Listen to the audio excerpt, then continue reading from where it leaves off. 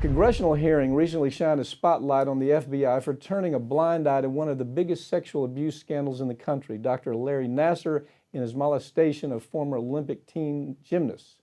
Legal reporter Molly Barrows joins me now to talk about how the FBI botched their investigation into sex offenses that were just so awful. So many. Yeah, so the predator piggy, I've always called Nassar the predator piggy. He absolutely is an awful, awful person. Yes.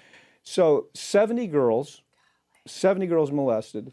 300 over the course of his career, yes. 70 in the year's time when the FBI failed to do anything. Right, that's the point.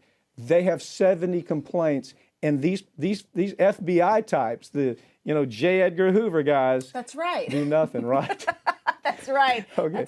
That's a throwback. But yes, you're exactly right. And they were certainly taken to task by the Inspector General's department, and they had testified before Congress and were basically put their feet to the fire about why they didn't do more with the information that they were given. And in so many ways, it's really not just the FBI, it's institutions that failed time after time. It's the FBI, it's Michigan State University, it's certainly USA Gymnastics, and it seems like the FBI was just one player in this big institutional push to keep these girls quiet because they were making money off of them and they were being successful in their efforts, to bring successful Olympians to the world stage. But so you got Nassar in prison, 175 years, still no talk of suicide attempts, right, which is unusual.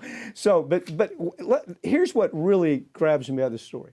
You got two FBI agents, Jay Abbott and a guy named Langman. Yes, both of them agents.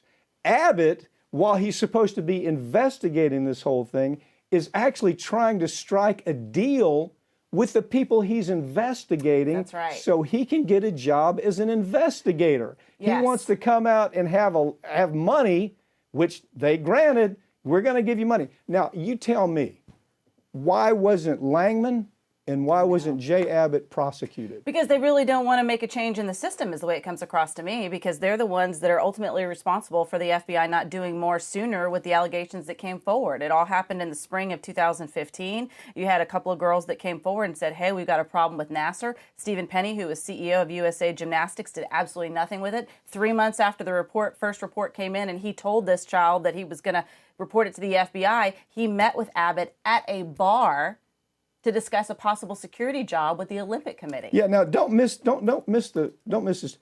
This was child molesting. You understand? Absolutely. These kids were underage, they were children. Their parents were isolated. They were isolated from their families at this ranch in Texas where they do most of their training. Nassar knew it, the FBI knew it. There's so many failures with so we'd like to say it was incompetence. And oh, by the way, these are the folks that are protecting U.S. citizens from terrorist attacks. This is the same FBI we're counting on to protect us from terrorism in this country, like we saw with the towers when the FBI didn't do their job and CIA didn't do their job. So this is something the FBI has got to scramble around.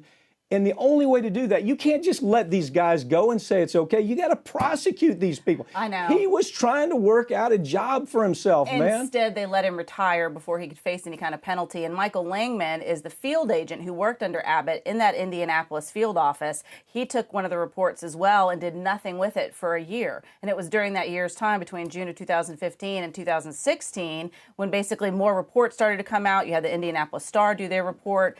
Simultaneously, another girl filed a criminal complaint with the police at MSU. And you want to talk about another institutional failure, that university, everybody knew about this guy. Yeah. And nobody did anything with it. We've seen that story time and time again. But they weren't with the FBI. They weren't with the people that we pay to protect us and protect our children. And how insignificant these girls must have been to them to do nothing about it. But they'll all come out in droves when the cameras are shining. Jay Abbott, we're going to show a picture of Jay Abbott. He wanted a job. Yes. That's what he wanted. He didn't give a damn about the fact that he was going to let this child molester go. Right. I want to follow up on this. I want to follow the life of this Jay Abbott. Yes. I want to see what the guy's up to now. Thank you for joining me. Thanks, Pat.